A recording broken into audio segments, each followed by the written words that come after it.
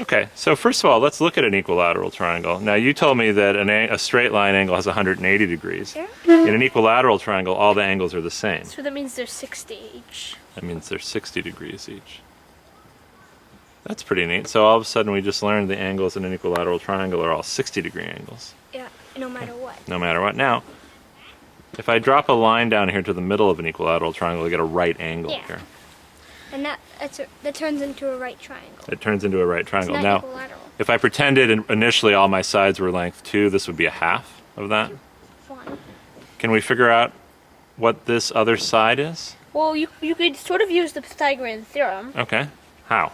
Well, it says a squared plus b squared is c squared. Okay, so 1 squared plus some mystery number squared is 2 squared. So 1 squared, 1 squared plus x squared equals what's 2 squared? Is 4. 4. So 1 plus x squared is 4. Yeah. X squared is 3. X squared equals 3. So that means it's the square root of 3. X is the square root of 3. Do you see that? Yeah. So all of a sudden we learned that an equilateral triangle, we could figure out how tall it was. Yeah. Now once you know how tall it was, what can you do? Find the area. You can find the area. What's the base? It's 2. What's the height? Square root of 3. So what's the area for a triangle? What's the area formula? It's 1/2 base times height. 1/2 base times height. So it's the square root of 3.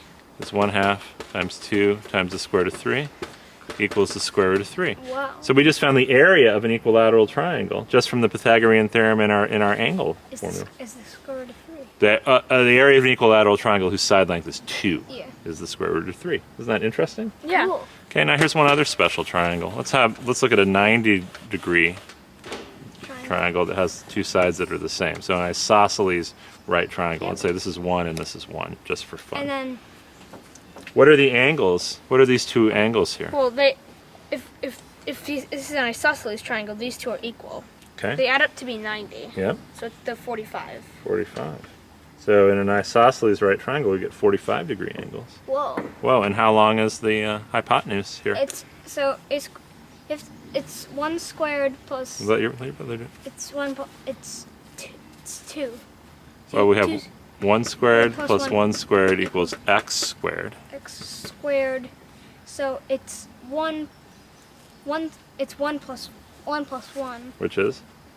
which is 2. 2 equals x squared. So what does x equal? The square root of 2. Square root of 2. Whoa. Hey, look at that. So we just found out how long the diagonal, or the hypotenuse is, for an equilateral triangle. Whoa. An equilateral right triangle. But that tells you, by the way, if you have a square whose side is 1, Yeah. and you want to walk across the middle, Yeah. how far do you have to walk? Just walk the square root of 2. Square root of 2. How about that? Whoa. Pretty cool. All right, now you ready to see something really neat? Yeah. Cool.